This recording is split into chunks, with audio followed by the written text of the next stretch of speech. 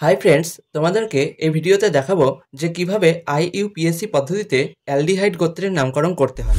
আমরা জানি হাইড্রোকার্বনের ক্ষেত্রে যেহেতু কার্বন এবং হাইড্রোজেনটাই মূল সদস্য, সুতরাং মূল হাইড্রোকার্বন শৃঙ্খলের নামের পর এই সিএইচও মূলকটিকে যথাযথ সংখ্যাসহ অ্যাল শব্দ দ্বারা প্রকাশ করে অ্যালডিহাইডের নামকরণ করা যায়। সুতরাং সিএইচও এই মূলকটা থাকবে এবং যে শব্দটা পাবো তার সঙ্গে অ্যাল শব্দটা যোগ করে দিব এবং অ্যালডিহাইড গোত্রের নামকরণ সহজেই করতে পারবো। দেখো বন্ধুরা, আমি তোমাদের সামনে যেভাবে সংজ্ঞার মতো করে একটা স্টেটমেন্ট উপস্থাপন করলাম, নিশ্চয়ই তোমাদের সেটা মাথার উপর দিয়ে গিয়েছে। এটা স্বাভাবিকভাবেই আমরা যখন কোনো সংজ্ঞা পড়ি, তার উদাহরণটা যখন না নিয়ে পড়ি তখন সেটা মাথার উপর দিয়েই যায় এবং এটাই স্বাভাবিক।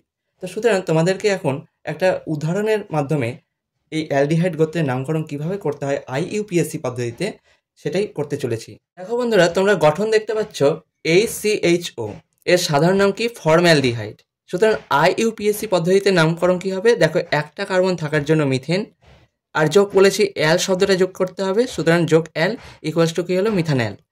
ইংরেজি নামকরণ দেখো, মিথেন METHAN যোগ অ্যাল শব্দটা যোগ করে দেবে, হয়ে যাবে কি? মিথানল। এইভাবে আমরা কি হবে? সিম্পলি অ্যালডিহাইড গোত্রের নামকরণ করতে পারবো। এখানে সিএইচও যে গ্রুপটা রয়েছে, তার মানে এই কার্বনটাকে নিব না তা নয়, এই কার্বনটাকে নিতে হবে। সুতরাং এখানে একটা কার্বন আছে জন্য মিথেন আসলো।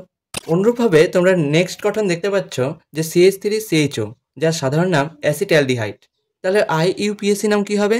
দেখো এখানে কার্বন কটা আছে? একটা, দুটো। তাই দুটো কার্বন থাকার জন্য ইথেন, আর যোগ অ্যাল শব্দটা যোগ করতে হবে, ইকুয়ালস টু কি হলো? ইথানল। একই রকমভাবে ইংরেজি নামকরণও তোমরা দেখতে পাচ্ছ যে ইথেন যোগ অ্যাল ইকুয়ালস টু কি হলো? ইথানল। একইভাবে গঠন লেখা যাচ্ছে দেখো CH3CH2CHO, যার সাধারণ নাম কি? প্রোপানঅ্যালডিহাইড। এবং বিজ্ঞানের ভাষায় যদি বলি আইইউপিএসি নাম কি হবে? দেখো তিনটে কার্বন আছে, একটা, দুটো, তিনটে কার্বন থাকার জন্য প্রোপেন আসলো, যোগ অ্যাল শব্দটা বসলো, তাহলে ইকুয়ালস টু কি হলো? প্রোপেন যোগ অ্যাল ইকুয়ালস টু প্রোপানঅ্যাল। অনুরূপভাবে ইংরেজি নামকরণ যদি বলি প্রোপান যোগ অ্যাল ইকুয়ালস টু কি হলো? প্রোপানঅ্যাল হয়ে গেল। এইভাবেই তোমরা ইজিলি আইইউপিএসি পদ্ধতিতে নামকরণ করতে পারবে অ্যালডিহাইড গোত্রের।